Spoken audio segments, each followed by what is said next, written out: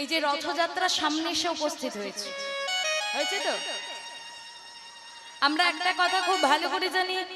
এই যে রথযাত্রার দিন পুরীতে বিশাল বড় ধুমধাম করে আমার বলরাম সুভদ্রা গোবিন্দের রথ বেরিয়ে পড়ে।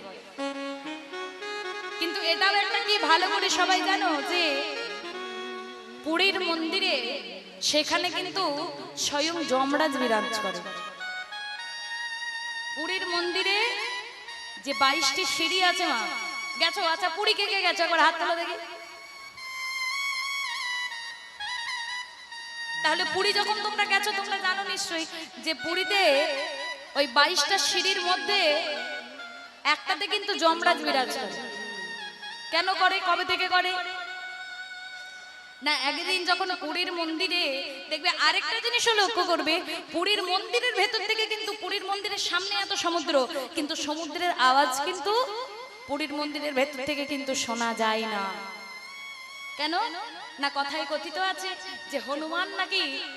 নাকি তার এক তরঙ্গ, ওই সমুদ্রের তরঙ্গকে নিজের কর্ণে ধারণ করেছে আর এক কর্ণ বন্ধ রেখেছে। ওই যে ঢুকেছে, আর কোনোদিন পুরী মন্দিরের ভেতর থেকে সমুদ্রের আওয়াজ কিন্তু শুনতে পাওয়া যায় না। ঠিক তেমনই যখন পুরীতে জগন্নাথ দেবের মূর্তি যখন স্থাপন হলো, যমরাজ গিয়ে শ্রীহরির কাছে বললেন, প্রভু জগতে এখনো শুনছি যে তোমার মূর্তি পুরী ধামে গিয়ে যেজন জগন্নাথ মূর্তি দর্শন করবে তার জীবনের যত পাপ আছে সব পাপ নাকি দূরীভূত হয়ে সব পাপ তার ক্ষয় হয়ে যাবে। তাহলে আমি কি করব প্রভু? শ্রীহরি যমরাজকে ডেকে বলছে, বেশ যাও, আমার মন্দিরে আমাকে দর্শন করে আসতে গেলে ওই 22টি সিঁড়ি, যার প্রত্যেকটা সিঁড়ি এক একটা বস্তুর এক একটা প্রতীক, তা তুমি ওই তার মধ্যে 3 নম্বর যে সিঁড়িটি আছে দেখবে, ওই 3 নম্বর সিঁড়িতে কিছুটা জায়গা কালো, না কালো পাথর আছে। পুরী যারা গেছো তারা লক্ষ্য করবে, বা পরে যখন যাবে তখন লক্ষ্য করবে,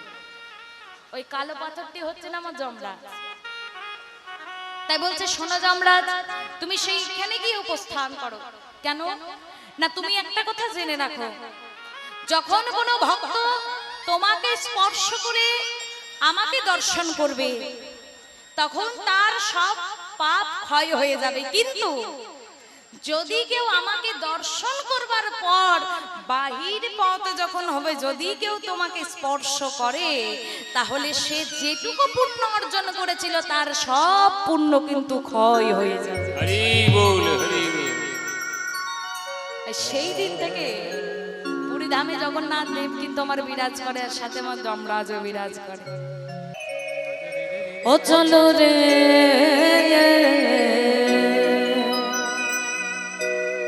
রাধা বিনোদী,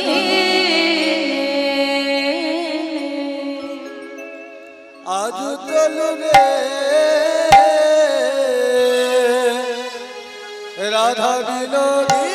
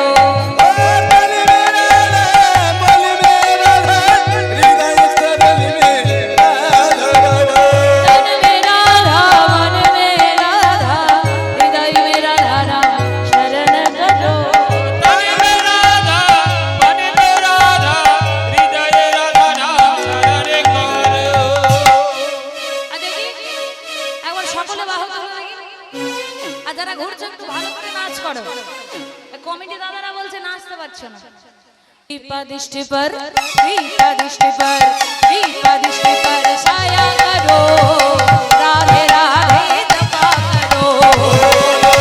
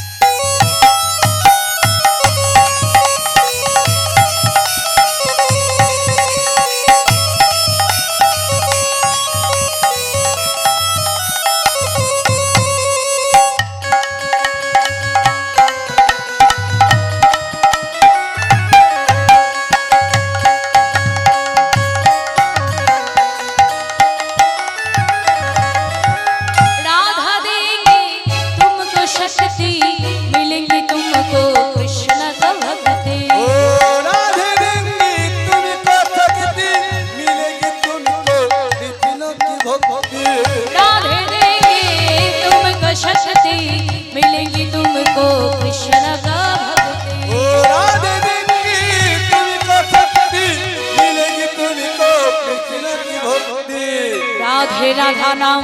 राधे राधा नाम राधे राधा नाम समा करो এবার তোমরা তালে তাল দিয়ে বলো राधे राधे जपा करो রাধে রাধে राधे राधे राधे राधे जपा करो कृष्ण नाम रस पिया करो রাধে রাধে राधा रानी की राधा रानी की राधा रानी की बोलो राधे राधे जपा करो कृष्ण नाम रस पिया करो রাধে রাধে জপ করো কৃষ্ণ নাম রস পিয়া করো राधे राधे जपा करो कृष्ण नाम रस पिया करो রাধে রাধে জপ করো কৃষ্ণ নাম রস পিয়া করো রাধে রাধে জপ করো কৃষ্ণ নাম রস পিয়া করো এই না এমন ভাবে রাধারানী আর সঙ্গে করে সমস্ত সখীগণ মিলে আর সঙ্গে কে যাচ্ছে মা না সঙ্গে যাচ্ছে আমার কুটিলা দিদি এইবার কুটিলা দিদি যখন যাচ্ছে হঠাৎ করে কুটিলা দিদি চমকে উঠে ললিতাকে বলছে এই ললিতা এই কিসের একটা গন্ধ আসছে না তবে দুর্গন্ধ নয় কিন্তু এটা হচ্ছে খুব সুগন্ধ কিসের গন্ধ নাকে ঠেকেছে জানো বাবা হঠাৎ করে পদ্ম গন্ধ নাসিকা আসি কেন প্রবেশা পদ্ম গন্ধ নাসিকায় আসি কেন প্রবেশা বিপদ ঘটিল বর্ণ পথে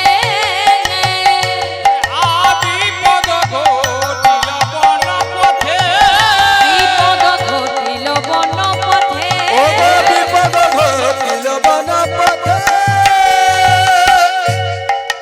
পদ্মগন্ধ নাসিকায় আসি কেন প্রবেশায় বিপদ ঘটিল পথে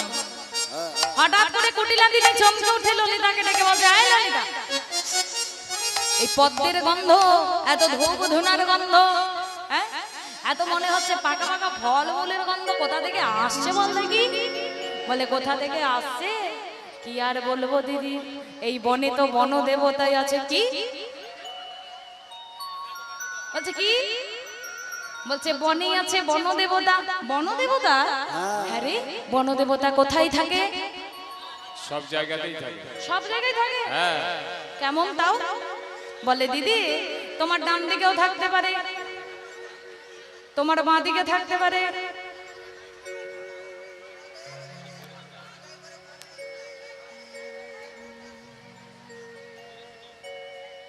থাম আমি দেখছি এবারে তুই থাম তোমার ডান দিকেও থাকতে পারে তোমার বাঁ দিকেও থাকতে পারে আবার তুমি যেখানে দাঁড়িয়ে আছো সেখানেও থাকতে পারে আবার তোমার আগেও থাকতে পারে তোমার পিছেও থাকতে পারে সব জায়গায় আছে এই যেই বলেছে সব জায়গায় আবার বলছে শোনো দিদি তুমি যেখানে দাঁড়িয়ে আছো না এবার সেখানেও থাকতে পারে আর যেই বলেছে আর অমনি কিন্তু চমকে উঠেছে ওরে বাবা আয় তাহলে তোর কথা মতো যদি আমি দাঁড়িয়ে আছি সেখানে বনদেবতা থাকে তাহলে একটা কথা বল দেখি বলি পা দিলাম নাকি রে পাগলা নাকি রে পাগলা নাকি রে পা দিলাম নাকি রে পাগলা নাকি রে পা দিলাম নাকি রে পা ওই বন দেবতার গায়ে পা দিলাম নাকি রে ওই বনে পাগলা নাকি রে ওই বন দেবতার গায়ে পা দিলাম নাকি রে দেবতার গায়ে পা দিলাম নাকি রে আরে আরে দাঁড়া দাঁড়া দাঁড়া হ্যাঁ এই শোন বাবা আমি আর তোদের সঙ্গে থাকবো না না না না না, আমি বাড়ি গেলাম এই রাধে আমি বাড়ি গেলাম কুটিলা দিদি বনদেবতার ভয় পেয়ে ছুটতে ছুটতে ছুটতে ছুটতে একেবারে এক দৌড় দিয়েছে কোথায় একেবারে এক দৌড় দিয়েছে বাড়ি এই যেই না দৌড়ে বাড়ির দিকে ছুটেছে সখীগণ এখন রাধারানীর কাছে এসে বলছে এই রাধে এই সত্যি করে একটা কথা বল দেখি বলে কি কথা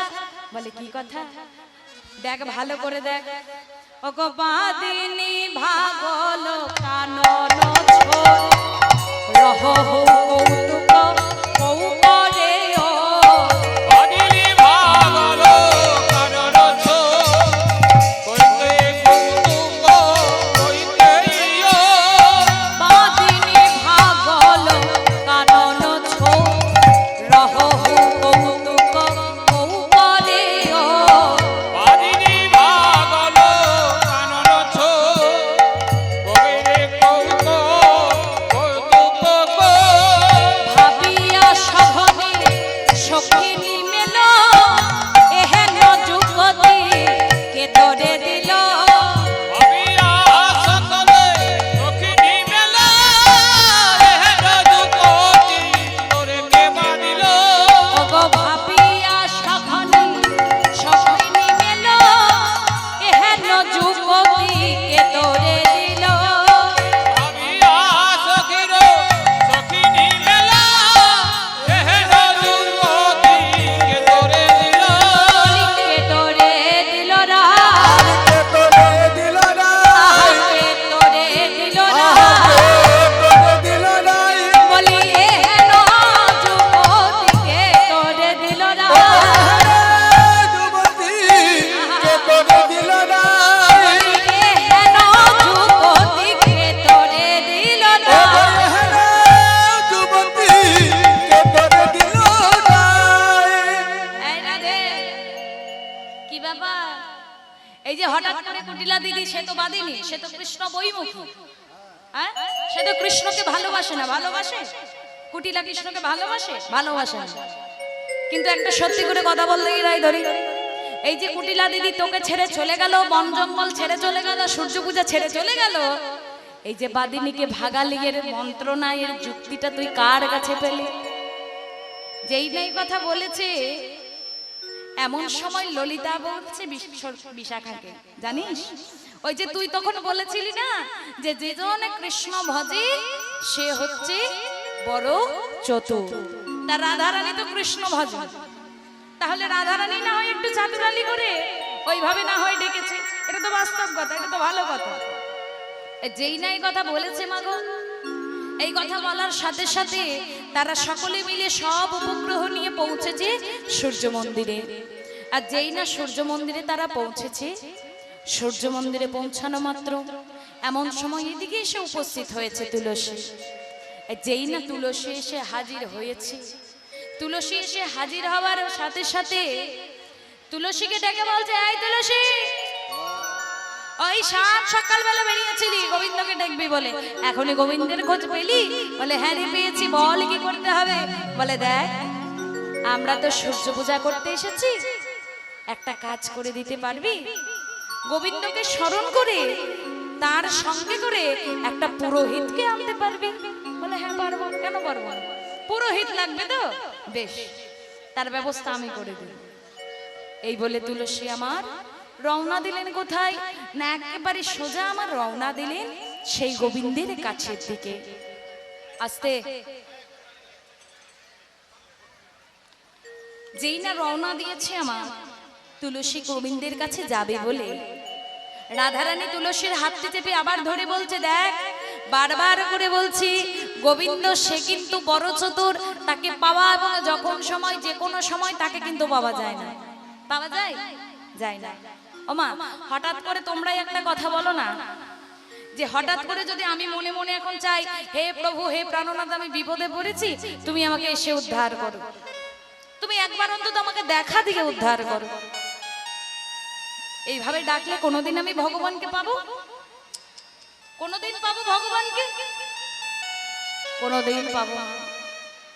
কারণ ভগবানকে পেতে গেলে, ভগবানকে জানতে গেলে, বুঝতে গেলে তাকে ডাকার মতন ডাকতে হবে। যদি তাকে ডাকার মতন ডাকতে না পারো, তাহলে তোমার এই ভবের মাঝে আসা আর যাওয়া দুটোই তোমার বৃথা। আর যদি ভবের মাঝে এসে, পৃথিবীর মাঝে এসে তুমি একদিন আনতে হলেও এক বালকের জন্য যদি মন প্রাণ ভরে হরিকথা কৃষ্ণ কথা আস্বাদন করো, হরিকথা কৃষ্ণ কথা যদি নিজের বদনে বলো, তাহলে জীবনে তোমার আর কিছু হোক আর না হোক, তোমার ভবের পারের গতিটা কিন্তু ঠিক হয়ে যাবে। যেই না স্মরণ করতে করতে তুলসী আমার চলে গেছে, এমন সময় যখন তুলসী গোবিন্দের সাক্ষাতে গিয়ে উপস্থিত হয়েছে, সেখানে কিন্তু শুধুমাত্র গোবিন্দ নেই, কে আছে? সঙ্গে আছে বটু। বটু মা বটু, বটু মঙ্গল। যেই বটু আছে, তুলসী এখন এসে বলছে, শোনো গোবিন্দ, রাধারানী সব সখীদেরকে সঙ্গে করে নিয়ে সূর্য পূজা করতে এসছে, তা আমাকে একজন পুরোহিত দেখতে পাঠিয়েছে, তা তোমার এই যে সখা বটু, ও তো ব্রাহ্মণের ছেলে, তা ওকে বলো না একটু আমাদের রাধারানীর কাছে গিয়ে একটু পুজোটা করে দিয়ে আসতে। যেই না পুজোটা করে দিবার আসার কথা বলেছে, যেই না এই কথা বলেছে, এমন সময় পাশ থেকে বটু এখনো গোবিন্দকে বলছে, এই কানাই, আয় ভাই, জানা এই যা, তুই যা, তুই গিয়ে তোর একসাথে দুটো কাজ হবে, রথ দেখাও হবে, কলা বেচাও হবে। কেন এই কথা বললো মা? বলছে কারণ দেখ, তুই মনে প্রাণে চাস তোর রাধারানীর সঙ্গে দেখা হোক, আর রাধারানী খুঁজছে পুরোহিত, তাহলে তুই গেলে দুটোই হবে, পুরোহিতের মানে পুরোহিত হিসাবে তোর পুজোও করে দেওয়া হবে, আর রাধারানীর সঙ্গে তোর দেখাটাও হয়ে যাবে। যা যা যা ভাই। এবার গোবিন্দ বলছে, এই বটু, আমি হচ্ছি গোয়ালার ছেলে, ঘোষের ছেলে, হ্যাঁ আমি গোয়ালার ছেলে, আমি পুরোহিত নই, জীবনে কোনোদিন পুজো পাঠ করেছি নাকি যে পুজো করতে পারবো? হ্যাঁ আমি পারবো না। আচ্ছা, আর তোর কি মনে হয় বটু, আমি যদি এমন ভাবে যাই, রাধারানী আমাকে পুজো করতে দেবে? হ্যাঁ, ব্রাহ্মণ ছাড়া হঠাৎ করে যদি কেউ এসে পুজো করবো বলে, পুজো করতে দেবে মা? তোমরা দেবে না। দেখো, এক কাজ কর, তুই একটা কাজ কর, যেটা হচ্ছে তোকে আজকে আমি পুরোহিতের সাজে সুসজ্জিত করে সাজিয়ে দিচ্ছি। ঠিক আছে, পুরোহিতের সঙ্গে সাজিয়ে দিবি পুরোহিতের মতো? তা পুরোহিতের মতো সাজালে কি আর পুরোহিত হওয়া যায়? ঠিক আছে, তুই যখন বলছিস তাহলে তোর কথাই কথা হোক। এই বলে কি করেছে না, যে বটু মঙ্গল আমার সুন্দর করে আমার গোবিন্দকে সাজিয়ে দিচ্ছে পুরোহিতের সাজে। যেই না পুরোহিতের সাজে সুন্দর করে সাজিয়ে দিচ্ছে, প্রথমেই কি করেছে ও না, পিতো ধরা, গোবিন্দ তো আমার পিতো ধরা পড়ে থাকে, ওই পিতো ধরাটা খুলে দিয়ে অমনি শাড়ি পরাতে শুরু করেছে, গেরুয়া বসন পরাতে শুরু করেছে। কেমন ভাবে পরাচ্ছে মা গো? পিতো ধরা খুলে তরা গেরুয়া বসন, পিতো ধরা খুলে তরা গেরুয়া বসন,